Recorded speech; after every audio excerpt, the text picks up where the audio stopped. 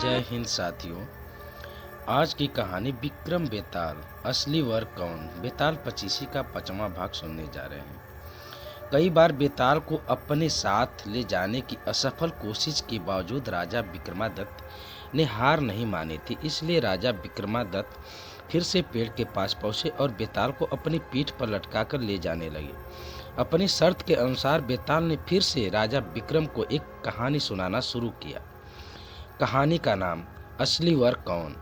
सदियों पुरानी बात है। उज्जैन नगरी में महाबल नाम का एक राजा राज किया करता था।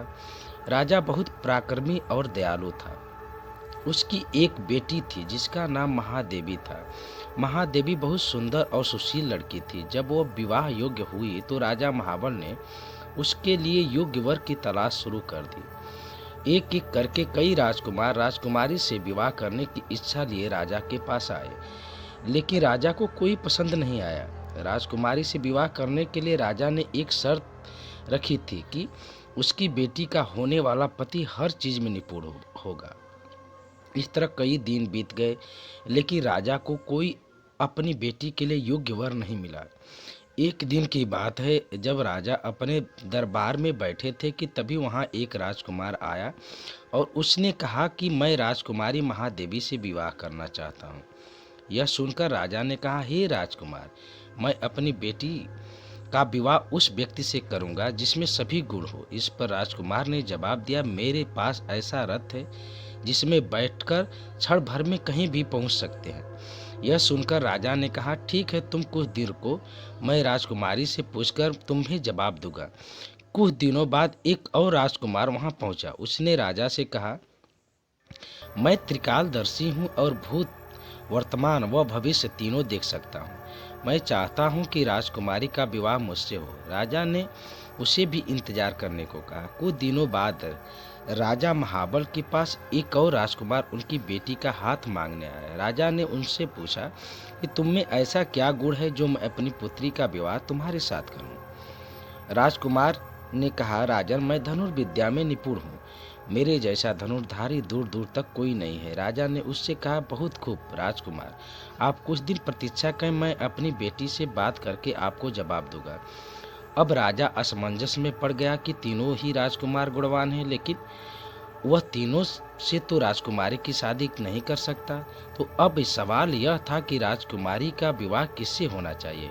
वहीं दूसरी ओर एक भयानक राक्षस राजकुमारी महादेवी पर नजर लगाए बैठा था और एक दिन मौका मिलते ही वह राजकुमारी को उठाकर ले गया। यह खबर जैसे ही महल में फैली तो राजा, रानी और तीनों राजकुमार एक जगह इकट्ठा हो गए। त्रिकालदर्शी राजकुमार ने बताया कि वह राक्षस राजकुमारी को विंध्याचल पर्वत पर ले गया है।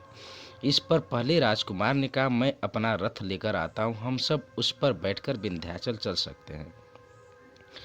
तीसरे राजकुमार ने अपना तीर कमान निकाला और कहा, मैं उस राक्षस को मार गिराऊंगा।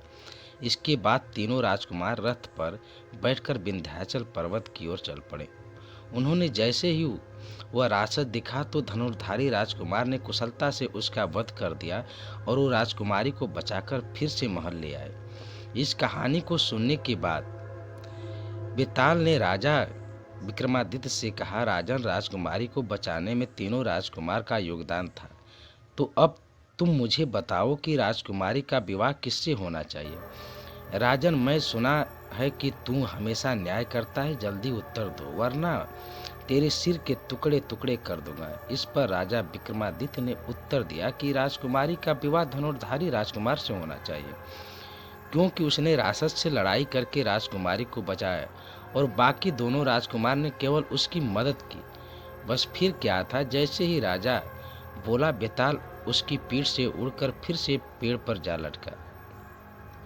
कहानी से सीख, मुश्किल समय में साहस ही काम आता है, इसलिए मुसीबत को देखकर घबराए नहीं, हमेशा साहस दिखाएं। धन्यवाद। अगर कहानी आपको अच्छी लगे तो हमारे YouTube चैनल PK चौहान @247 को सब्सक्राइब कर लें तथा वीडियो को लाइक करना न भूलें। और शेष वीडियो, पिछले वीडियो, इस सीरीज की पीछे की वीडियो चैनल के प्लेलिस्ट में आप देख सकते हैं। धन्यवाद।